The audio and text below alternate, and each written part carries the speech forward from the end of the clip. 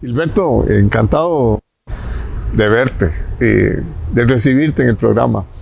Este es un programa, básicamente es como un foro de pensamiento. No es un programa de analizar noticias, sino ver cuál es la visión que debemos de tener sobre cuál es la nueva realidad que está pasando. Y vos sos un gran conocedor del sector turismo, fuiste presidente de Canatur y estuviste muchos años en el sector turismo. Entonces quisiera hablar, si habla de que quieren llegar a corto plazo, bueno, a corto plazo no, 2027, digamos, a 3,5 millones de turistas. Pero por otro lado uno ve los problemas del aeropuerto, ¿verdad? Bueno, ayer el presidente habló de hacer cambios importantes y ya salió el sindicato a decir, bueno, no hay plazas, ¿verdad? O sea, aquí el problema es de que si queremos agilizar la entrada de los turistas, bueno, lo que tiene que hacer es cambiar, buscar gente ahí mismo en migración y llevársela y aumentar el número de puestos y ponerse de acuerdo con el operador del aeropuerto. Aquí hemos analizado mucho lo de los aeropuertos, el aeropuerto sobre todo principal. Ahí hay un problema serio para el turismo, ¿verdad? O sea, hay que a largo plazo, ¿verdad? O a mediano plazo. En el mediano plazo, sí. Sí. Pero hablemos de la visión de las autoridades de nuevo, de llegar a 3,5 millones de turistas, ¿verdad? Eso significa casi llegar a 5,000 millones de dólares, ¿verdad? Ahora estamos como en 4,000, bueno, estuvimos en 4,000, pero no. Bueno, yo quiero decir que esa es una meta que, digamos, es fácil de alcanzar. Hay que decir también que esa construcción se hizo con el sector y el ICT en media pandemia. Entonces uno podría entender que esa, digamos, meta tan alcanzable era producto de las condiciones de ese momento. ¿Verdad? Y bueno, eso también es válido. Ser conservador en una situación en la que en aquel momento la pandemia no teníamos la menor idea de que se iba a prolongar o que iba a tardar tanto o que también en este momento iba a estar controlada. De manera que sí creo que la meta se queda corta. Por lo menos desde el punto de vista del sector privado que estuve ahí, uno aspiraría a que sea mucho más, pero más allá de la meta, lo que es enfocar en los retos que tiene el sector para poder alcanzar esa meta o superarla, ¿verdad? De la competitividad que necesitamos. Y ese es el tema número uno, es decir, nosotros hemos estado compitiendo en un segmento de alta gama, eso está bien. Un gringo me decía a mí una vez que no había que dejar comida en la mesa, que era muy malo dejar comida en la mesa, es decir, si hoy el mercado está consumiendo habitaciones de $650 la noche o más, ¿por qué tienes que bajarle precio? Si hoy está con una ocupación importante. Bueno, eso es parte de entender a qué segmento le apostamos, pero más allá de eso es en el largo plazo o en el mediano plazo, si la región despierta, la región me refiero a Centroamérica, me refiero a la amplitud que puede tener México y el mercado que tiene o el potencial que tiene con China y que ahí podríamos triangular cosas, ¿verdad? Que es un mercado que realmente no existe, ¿verdad? Es un mercado que hoy no está atendido, ni siquiera está adecuado. O sea, requiere de una serie de condiciones particulares de infraestructura, de menú, bueno, pero también tenemos personal. Una Europa que está más barata, ¿verdad? Sin duda, y por eso te digo, competitividad en cuanto a tal vez reducir el costo de las empresas para que se pueda reducir el costo de la habitación.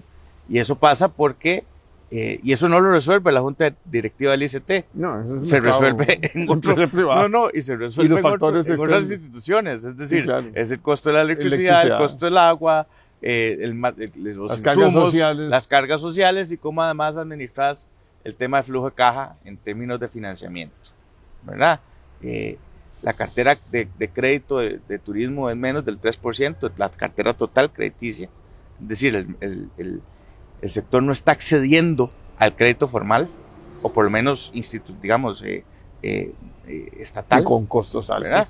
Y por lo tanto, entonces está o en garroteras o en entes internacionales que tienen tasas mucho más altas y por lo tanto, entonces, están muy atarcados, como dicen en Guanacaste, ¿verdad?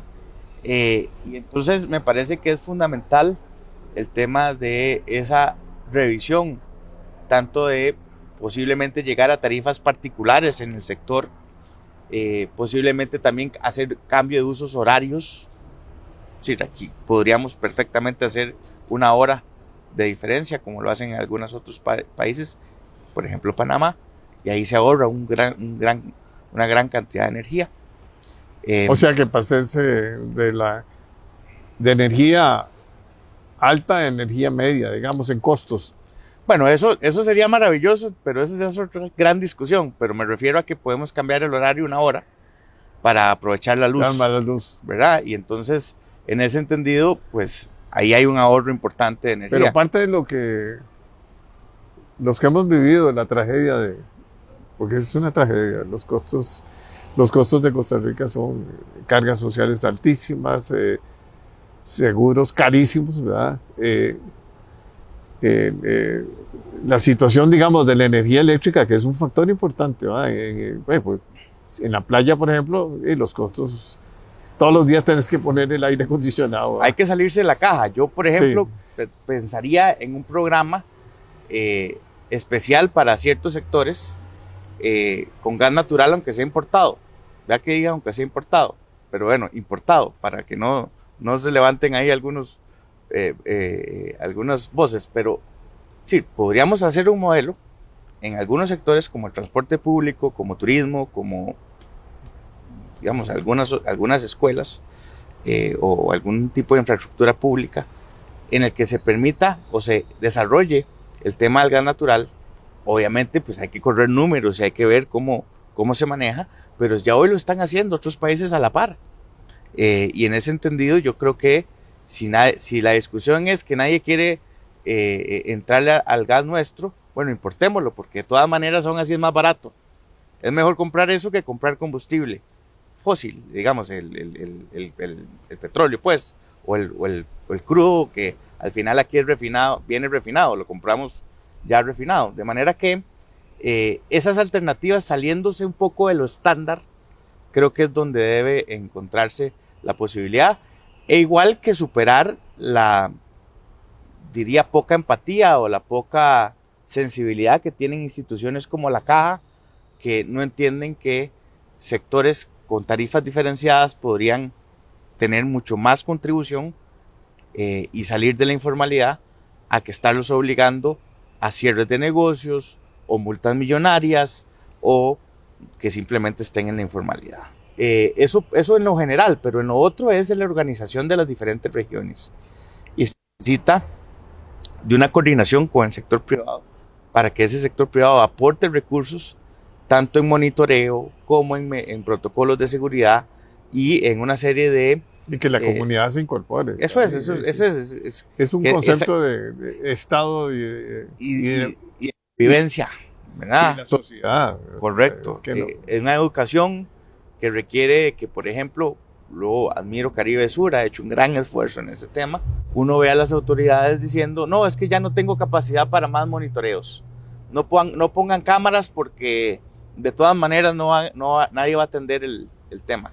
Bueno, yo prefiero que... O solo hay una radiopatrulla. Exactamente, yo prefiero que quede grabado a que no haya ningún tipo de posibilidad, ¿verdad? Pero también el tema de la infraestructura pública requiere de entender.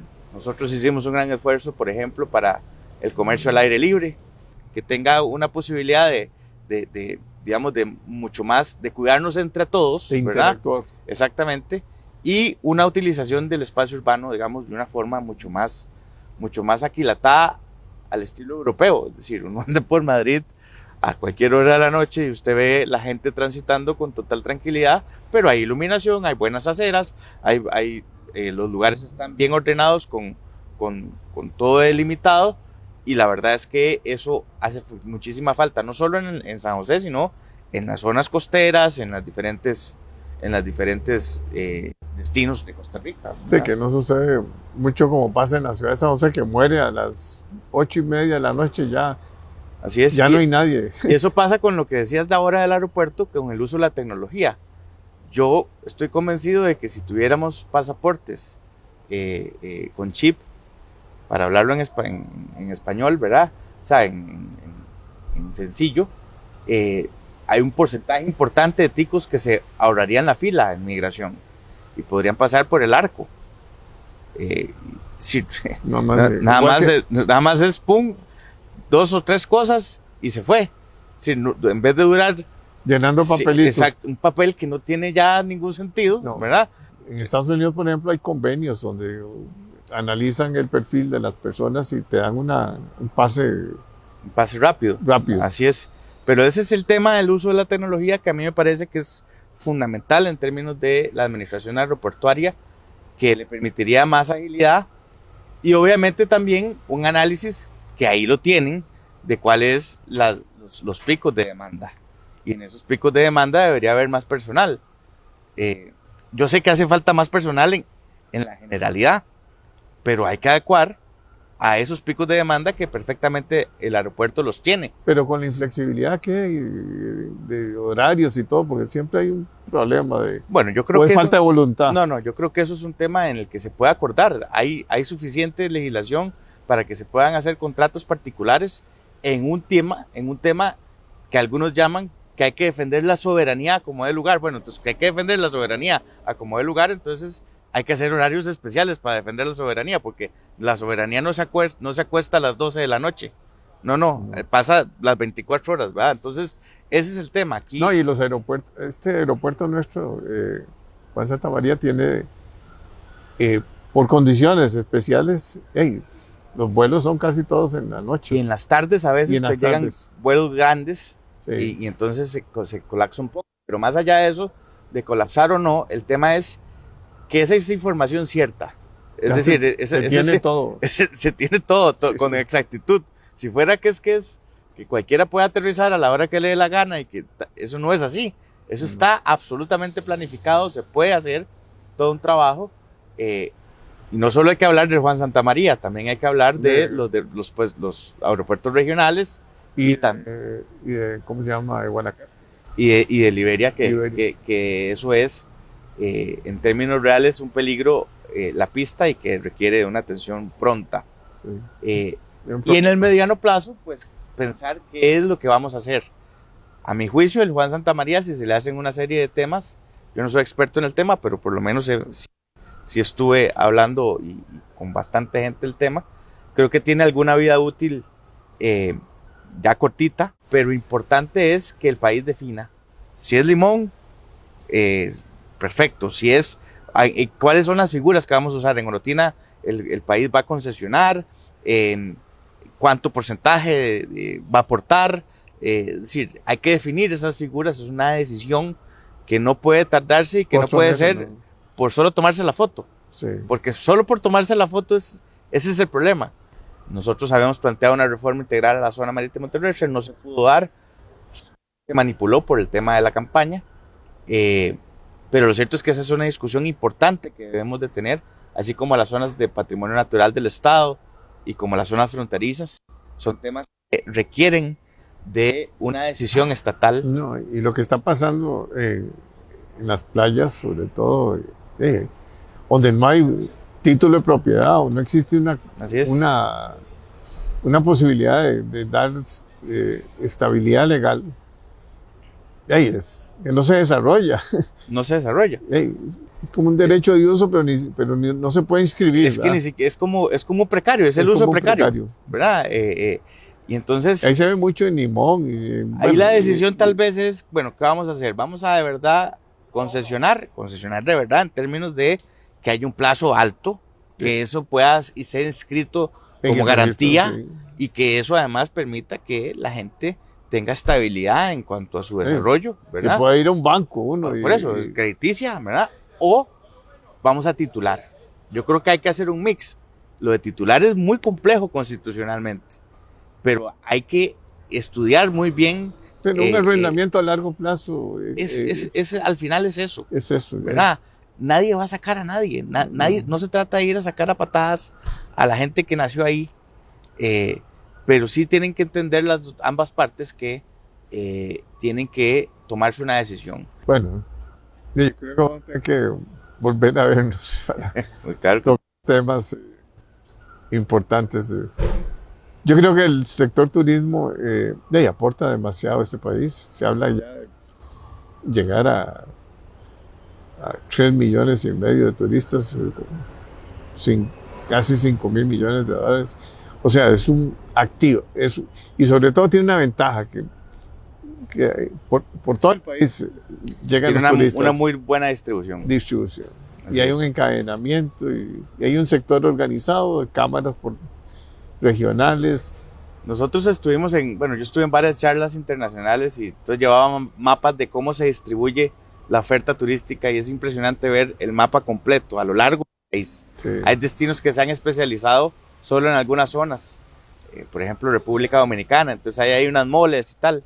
Esa diferencia que tiene Costa Rica es una gran fortaleza en términos de y eso busca mucho ese montón de hoteles boutique y el trato humano de los costarricenses. Y eso hace que la estadía promedio del turista sea mucho más larga. Días, exactamente. Sí. Y eso es una particularidad que muchos destinos desearon, que hay que aprovechar. Bueno, Gilberto, encantado. Muchas gracias. Muchas gracias a usted y aquí estamos.